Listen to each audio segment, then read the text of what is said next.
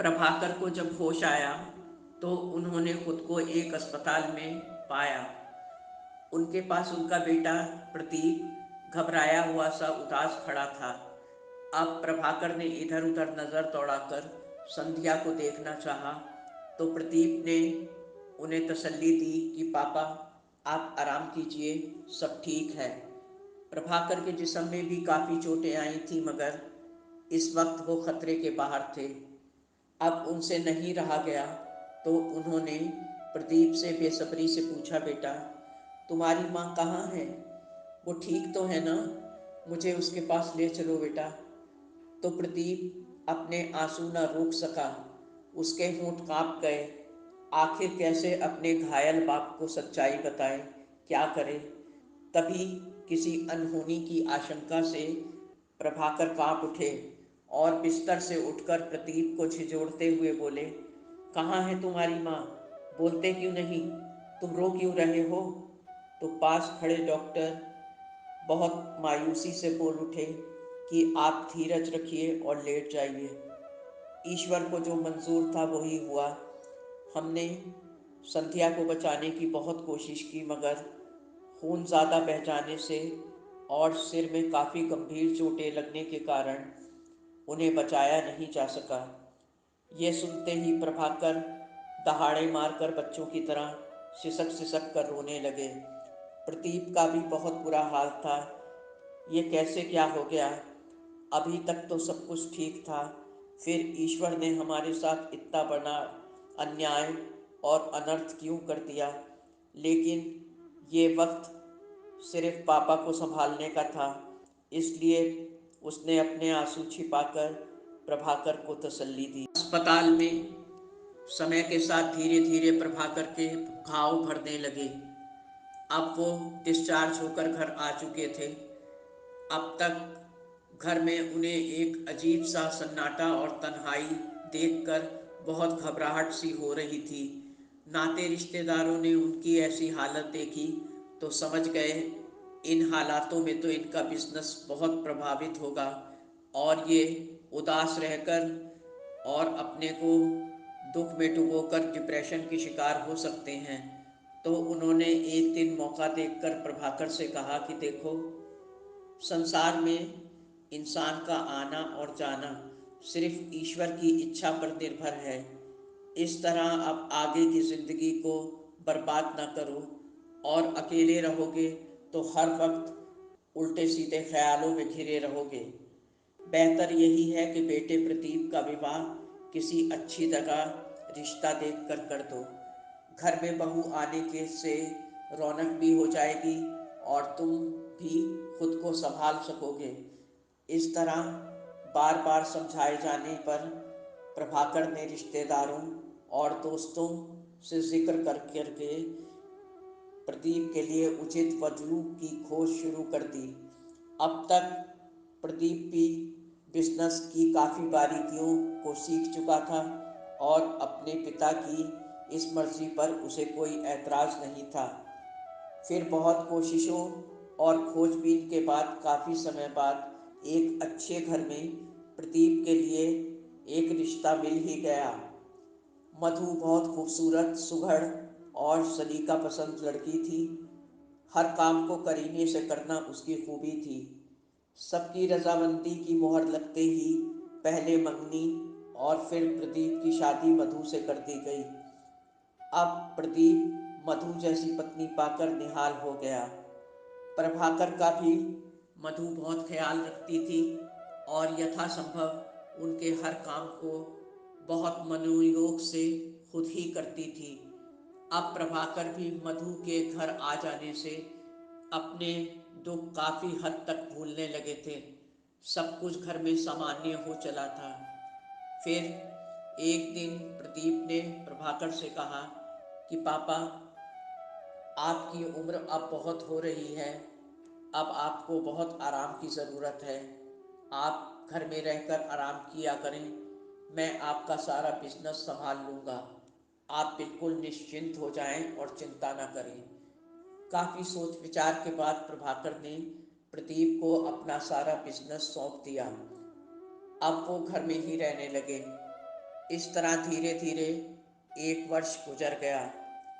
अब प्रदीप एक बेटे का बाप बन चुका था।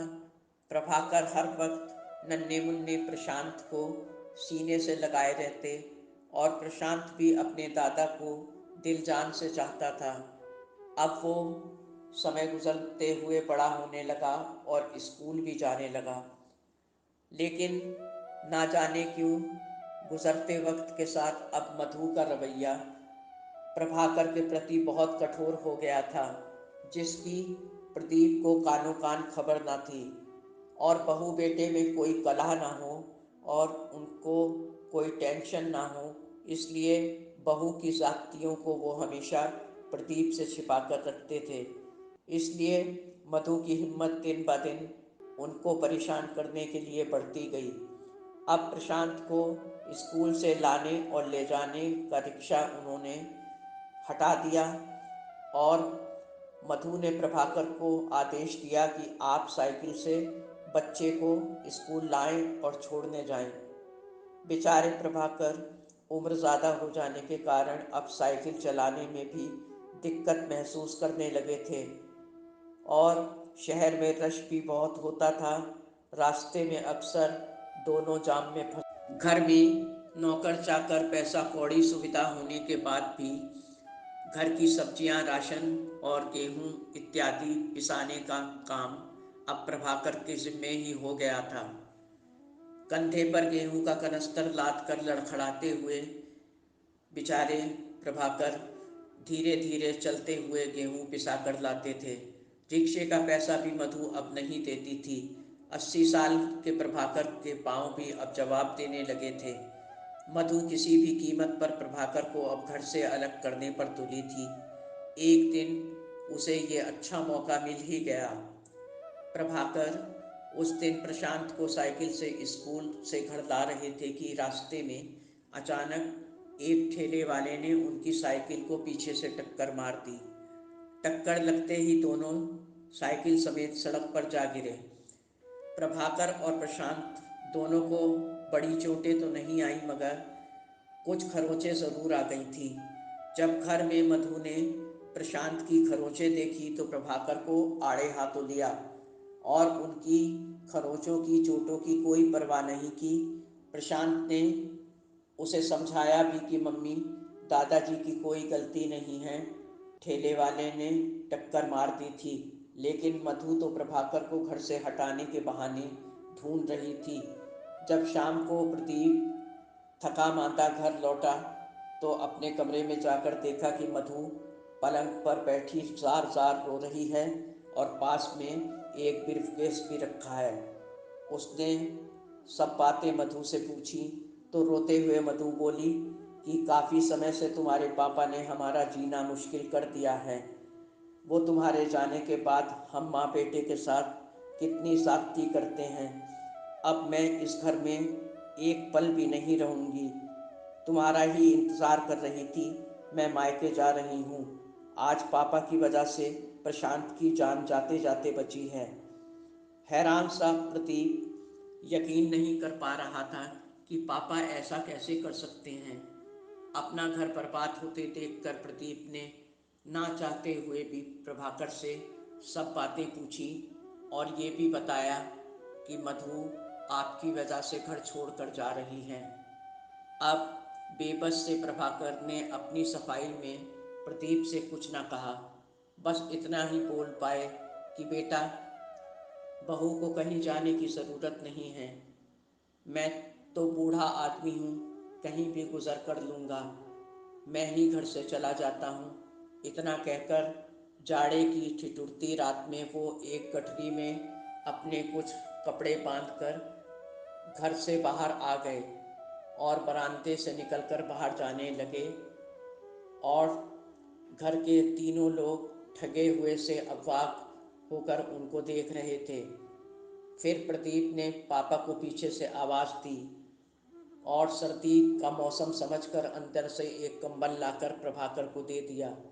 जैसे ही प्रभाकर कंबल लेकर चले तो नन्हे प्रशांत ने ज़ोर से कहा, दादाजी रुकिए, और दौड़कर घर के अंदर से एक कैंची ले आया और प्रभाकर से कंबल लेकर उसे फर्श पर बिछा दिया और उसे बीच से दो भागों में काटने लगा तो तुरंत उसके हाथ से प्रदीप ने कैंची छीन ली और कड़क कर बोले, क्या कर रहे हो ये?